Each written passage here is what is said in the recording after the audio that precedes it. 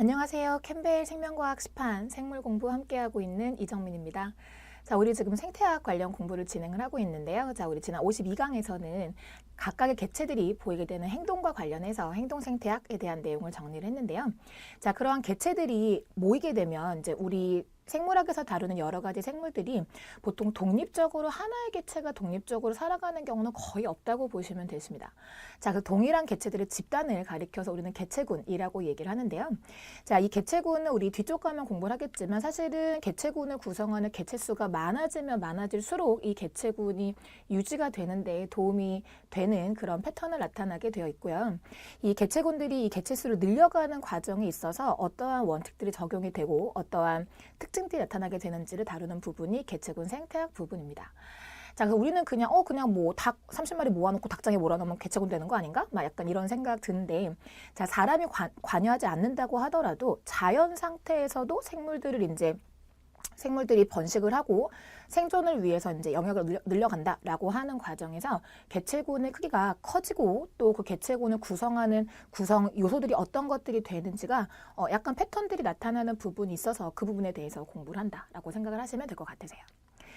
자, 하나의 개체군이 있다라고 했을 때 이 개체군을 구성하는 개체 수가 얼마나 많을 것이냐, 또 구성이 어떻게 될 것이냐, 또 같은 영역에서 이 개체군들이 어떻게 분포를 하고 있을 것이냐라고 하는 사항들은 사실은 늘 관찰을 한다라고 했을 때 동일한 수준으로 나오기는 조금 어렵습니다. 그래서 개체군들이 가지고 있는 이 특징들은 대략적으로 역동적인 성격을 가지고 있다, 계속적으로 변화한다라고 우리는 얘기를 하고요.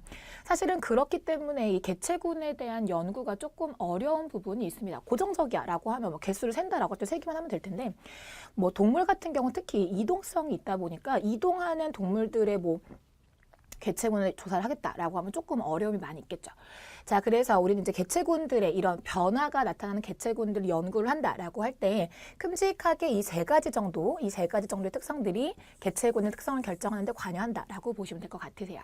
자, 그 중에서 이 밀도부터 한번 생각을 해보시게 되면 우리 첫 번째 챕터에서 밀도와 분산과 관련된 이 얘기가 나오는데, 우선은 밀도부터 일단은 개체군에 대한 개념을 제가 좀 말씀을 드렸고, 자, 밀도라고 하는 건 이게 사실은 이제 물리나 화학에서 얘기를 하면 그리고 또 일반적인 상식으로 얘기를 한다고 하면 부피분의 질량 뭐 이렇게 표시를 하죠. 그래서 동일한 부피를 갖고 있을 때 얼마만큼 무거울 것이냐.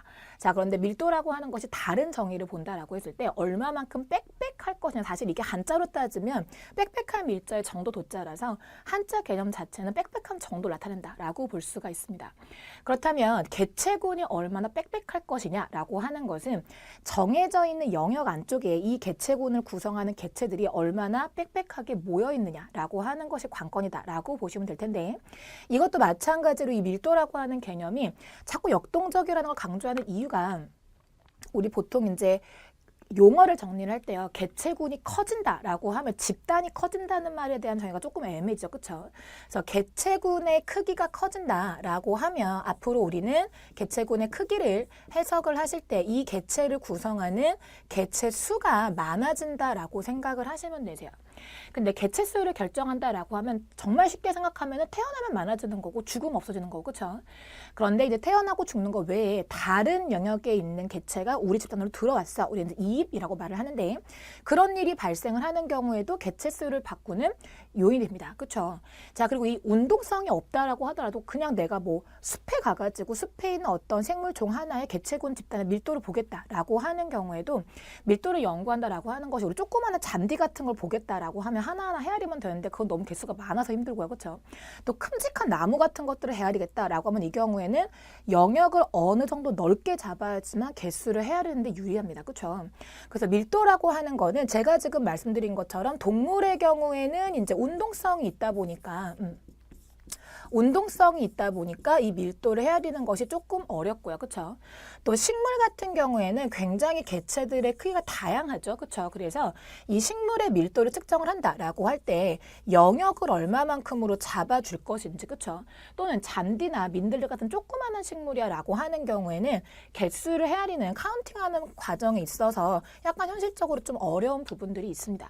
자, 그래서 생태학에서 얘기하는 밀도, 여러분들이 이제 흔히 생각하시는 사회학에서 얘기했었던 인구 밀도 같은 거 생각하시면 될 텐데, 생태학에서 얘기하는 밀도야라고 하는 거는 정해져 있는 면적이라거나 또는 우리 이제 곤충 같은 거 우리가 실험용으로 키운다라고 할 때는 관병 같은 뭐 혹은 용기에다가 집어 넣어서 키우거든요. 그럼 그 정해져 있는 부피당 개체수가 얼마가 될 것이냐라고 하는 걸 이제 밀도라고 정의를 내리게 되는데, 동물이나 식물 같은 경우에 가지고 있는 특성상 이러한 현상들 때문에 우리는 밀도를 특정하는 게 조금 어려워지게 됩니다. 자, 그래서 사실은 식물 같은 경우에는 이 밀도를 특정한다라고 할 때 표본을 추출하는 기법을 활용을 하게 돼요. 이 표본을 추출한다고 하는 게 무슨 얘기냐면, 식물 생태학을 연구한다라고 할 때 우리가 방형구라고 하는 것을 도구로 사용을 합니다. 요즘 학생들이 좀 한자가 약하다 보니까 방형이야라고 하는 거는 사각형의 형태를 방형이라고 얘기를 해요. 그래서 저도 이거 학부 때 했던 건데, 이 방형구다라고 하는 걸 설치를 한다는 거는 이렇게 틀을 만드는데, 이 틀의 크기는 사실은 연구하고자 하는 식물이 얼만큼이냐에 따라서 조금 사이즈가 달라지게 됩니다. 뭐 가로 세로가 1m, 1m일 수도 있고요. 또는 가로 세로가 조금 넓은 범위를 봐야 된다라고 하면 10m, 10m일 수도 있고요. 이런 식으로 표본을 추출하는 방형구를 설치를 하는데, 이 방형구라고 하는 게 사각형에 나타난다고 하는 것이, 예를 들어서 내가 이거를 1m, 1m짜리 방형구를 설치를 한다라고 하면 이 1m 안쪽에 이 세로로 간격을 10간격을 찝는다라고 생각을 하시면 되세요. 지금 공간이 좁아서 다는 못 그릴 것 같은데, 이 1m, 1m 공간의 한 간격이 10cm 간격이 된다라고 하면 세로줄을 10개를 잡을 수가 있겠죠. 그렇죠? 이걸 세로줄만 10개를 잡는 게 아니고 가로줄도 마찬가지 이러한 방식으로 10개를 잡는다라고 하면 한 간격은 10cm, 동일한 10cm의 간격이 될 겁니다. 그렇죠?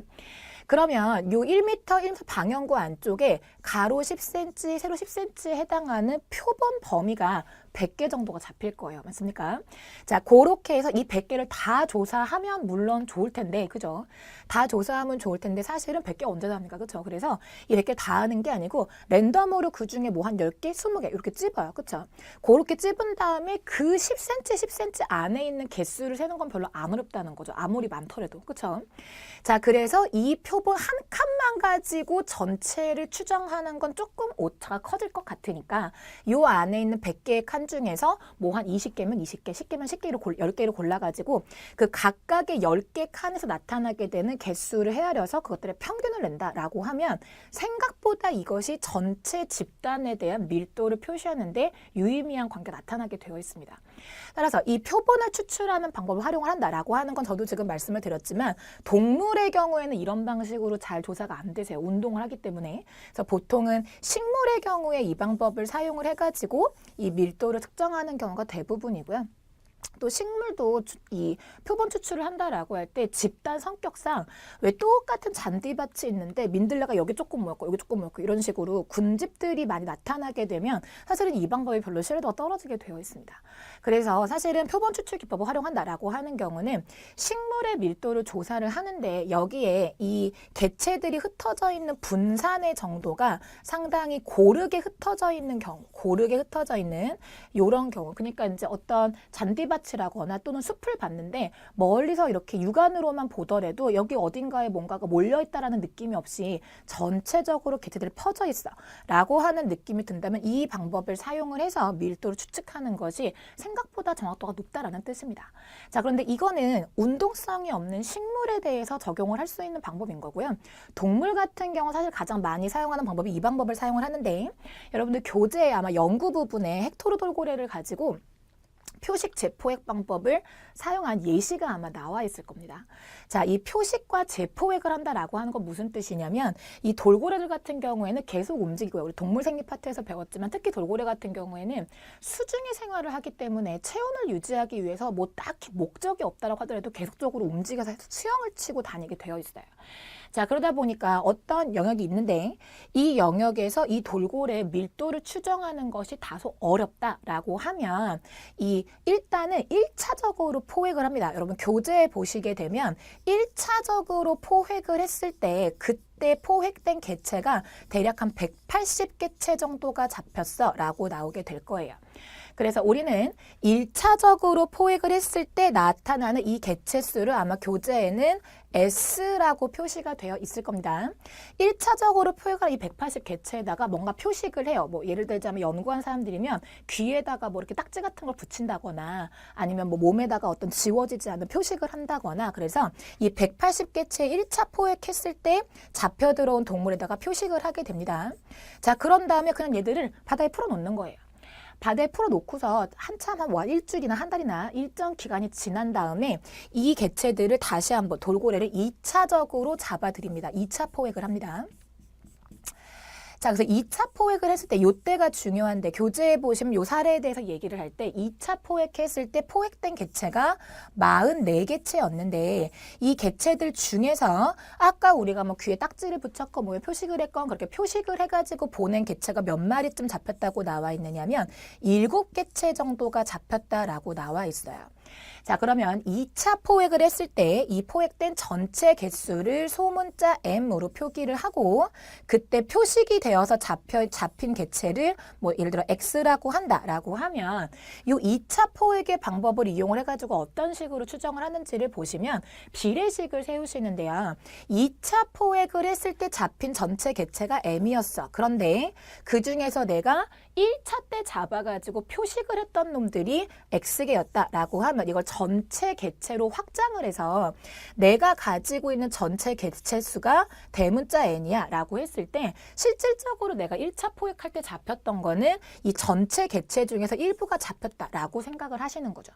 그러면 이게 제가 아까 숫자를 잡아드린 이유가 아무래도 학생들이 문자가 등장을 하게 되면 이게 뭐가 뭔지 각각의 문자가 뭘 의미하는 건지 판단하기도 조금 어렵고 기억하는 것도 어려워서 문자를 바로 보여드리면 조금 어려워하시기 때문에 지금 여기 있는 수치값들이 각각에 해당하는 문자들을 말씀을 드렸으니까 저 숫자를 직접 한번 집어넣어 보자고요. 그죠? 자, 그러면 X값 대신에는 지금 2차 포획했을 때 표식이 되었던 7개체, 그 다음에 2차 포획했을 당시에 잡혔던 전체 개체가 44개체였고 자, 요 비율이 내가 1차 포획할 때 잡혔던 게 180마리였는데 그 전체 개체수에 대한 요 비율과 동일하더라. 그럼 이 수식을 통해서 전체 개체수는 어느 정도일 거다라고 예상할 수 있느냐면 180 곱하기 7분의 44라고 예상이 가능하고요. 이게 대략 계산을 해보시게 되면 1130마리 언저리 정도가 나오거든요. 실제로 이 실험을 했던 연구팀들이 한 번 정도는 고생을 한번 해보자라고 해서 우리가 연구하고자 하는 영역에 있는 돌고래를 전부 다 한번 잡아들여 봤어요. 그랬더니 대략 몇 마리가 잡혔냐면 1100마리쯤 잡혔다는 겁니다. 그러니까 이 표식과 재포획 방법을 물론 이 실험은 이건 과학에 지배되는 원칙이니까 알아두시면 도움이 되실 텐데 물리가 되었건 화학이 되었건 생물이 되었건 어떤 현상을 관찰한다거나 뭔가 목표를 달성하기 위해 실험을 한다라고 했을 때 한 세트만 실험을 하는 경우는 없습니다. 과학에서는 사람이 하는 일이고 사람은 실수를 한다라고 하는 걸 인정을 하기 때문에 이거 한 번 실험했을 때 오차도 있을 수 있는 거고 그러니까 기본적으로 실험은 3세트가 기본이에요. 따라서 표식 재포획 방법을 한다라고 하는 경우도 요게 대표적인 예시로 나와 있지만 이 실험을 한 번만 하지는 않았을 거고요. 같은 집단에 대해서 여러 번 반복을 했을 때 아마 반복적인 값들의 평균치를 내리면 거의 1000배에 가까이 간다라고 생각을 하시면 될 것 같아요. 그래서 표식과 재포획법을 이용을 한다라고 하는 것은 운동성을 가지고 있는 동물의 특성상 정해져 있는 영역 안쪽에 고정적으로 있지 않기 때문에 동물의 밀도를 추측하고 싶다라고 하는 경우에는 이 방법을 주로 사용한다라고 생각을 하시면 되겠습니다. 자, 그래서 이런 식으로 우리는 개체들의 밀도를 추정을 한다라고 하는 건 이 밀도라고 하는 것이 개체군의 특징을 나타내는 중요한 요인이 되기 때문이겠죠. 제가 맨 처음 시작할 때부터 말씀을 드렸지만 이 밀도라고 하는 것은 결과적으로 정해져 있는 영역 안쪽에 존재하는 개체 수를 의미하기 때문에 어떤 요인들이 개체 수를 증가시키느냐, 어떤 요인들이 개체 수를 감소시키느냐 이것이 중요한 관건이 될 겁니다. 우리는 개체군 내부에서 이 개체 수가 변화하는 현상을 가리켜서 개체군 동태론이라고 얘기를 하는데요. 크게 두 가지의 요인이 있겠죠. 이 개체군의 수를 늘어나게 만든다라고 하는 요인은 큼직하게 두 가지. 지금 말씀드린 것처럼 태어났어. 엄마가 아기를 낳았어. 라고 하는 거 하고 또 하나는 다른 동네에 있던 애들이었는데 우리 동네로 이사 왔어. 라고 하는 이 두 가지의 요인은 개체군의 크기를 증가시키는 데 관여하는 요인 될 거고요. 반대로 이게 나이가 좀 들어가지고 혹은 지금 보시는 것처럼 무섭다. 그쵸? 포식자가 와가지고 먹어버렸네. 그치? 이런 식으로 사망을 한다라거나 또는 우리 동네에 살고 있던 애들이었는데 뭐가 아마 됐는지 이사를 갔어요. 그래서 이사 갔다 이출했다라고 하는 거. 요 두 가지의 요인은 개체군이 줄어들게 만드는 요인이 될 겁니다. 그래서 오늘 아마 53장의 대체적인 얘기가 어떻게 하면 개체군이 늘어나고 어떻게 하면 줄어들지, 늘어나는 게 유리한 거야, 줄어드는 게 유리한 거야, 이런 얘기를 주로 다룬다라고 생각을 하시면 되실 것 같고요. 그래서 이 개체군이 증가하고 감소하는 각각의 요인들이 어떤 것들이 있는지를 판단하시는 게 조금 중요하게 여겨지실 겁니다.